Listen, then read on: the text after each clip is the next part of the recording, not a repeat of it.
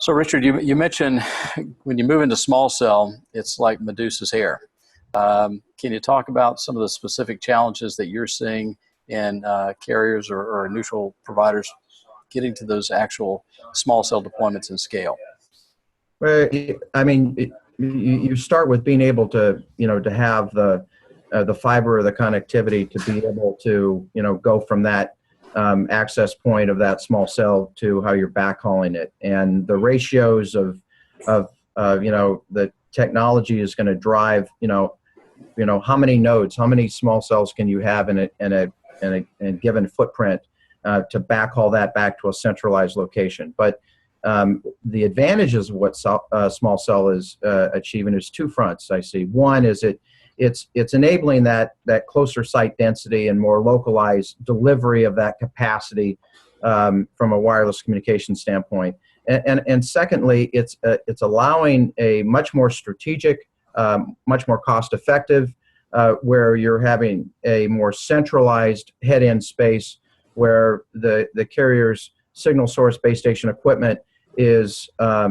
housed in a ratio that could be 2 blocks away or 3 blocks away, or greater flexibility of where you can locate that, depending upon where your fiber source and runs and ability to deliver that. But that's the dynamic that I think enables small cell, and that's why it's moving that way.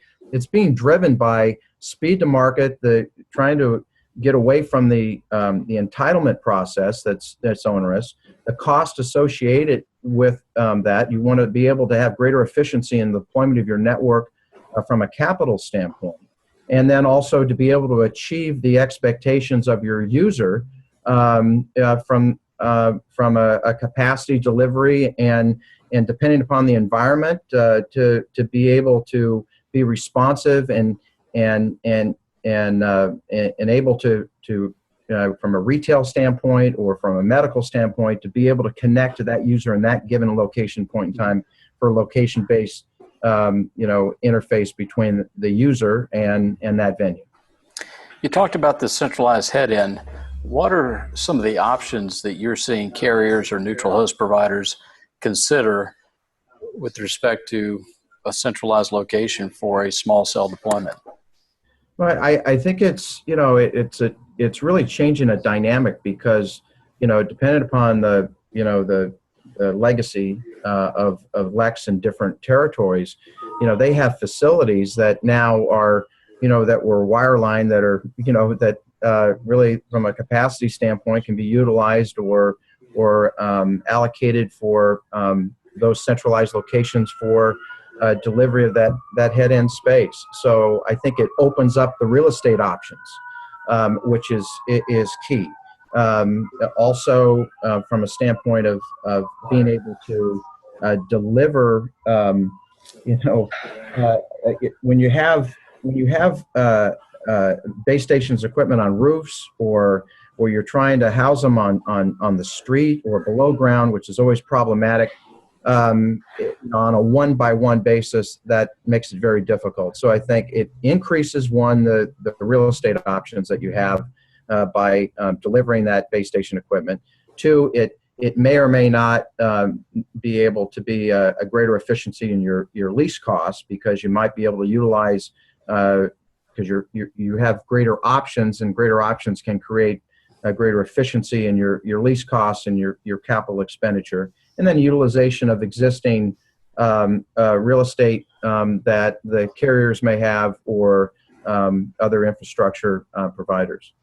And when you say LEC facilities, are you specifically referred to the old Bell central offices, the wire centers? Right.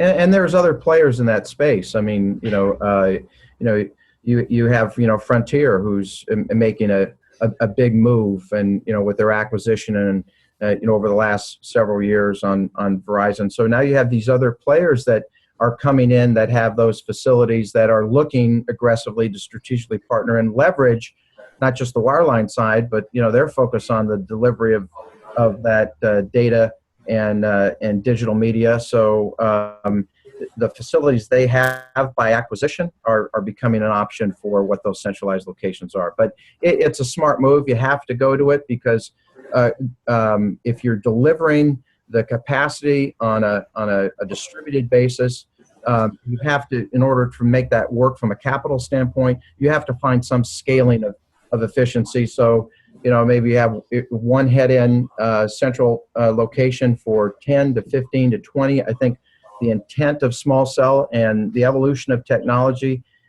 for wireless is to increase that ratio so that you have greater efficiency on your capital deployment, and also being able to deliver in a very localized way that capacity, be it small cell or outdoor or whatever the solution, the tool in that toolbox is trying to achieve. Do you see a bias going forward in major markets like in New York, Dallas, Chicago, LA, of carriers or neutral hosts looking at a LEC central office or a Frontier central office as compared to, say, a carrier hotel or a colocation facility? How would you compare and contrast the benefits of a Bell CO versus an existing data center? I think it has a lot to do with what is the relationship, with that entity.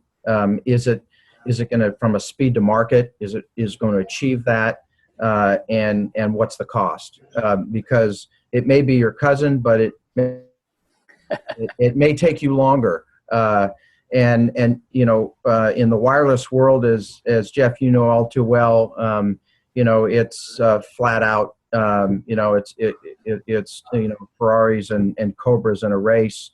The wire line is not has never really been in that motivation, at least in comparison to wireless. And so I think you have that dynamic going on. So it's going to matter what's the chemistry and the relationship, even if it is a partner company or a cousin. What's the capital cost, and is it going to be a short-term solution? Because a rework will kill you. And so I think that whatever that head-in space, that centralized space would be, you have to look at at least 5 to 10 years out. It can't be a Band-Aid approach, because it's just really not going to serve you later. And we all know from what the costs associated with site modifications and upgrades from the switch to the actual RAD center, it's very costly. So trying to create that efficiency up front, you'll save on your OPEX and future capital expenditure. Interesting. Well, for another time, I'd like to circle back on that point, and really and I don't want to get into it now, but does that present the opportunity for a third type of colo facility that's really dedicated for these centralized small cell deployments that are sitting on fiber networks that have the environmentals, but by introducing that type of facility, now you're introducing delays in build time. So it'll be interesting to see if people go into Bell COs, they go into the existing colo facilities, carrier hotels, or you see this new business model emerge where you have this neutral host carrier hotel. But again, you can spend 3 to 4 months or 6 months getting one of those built.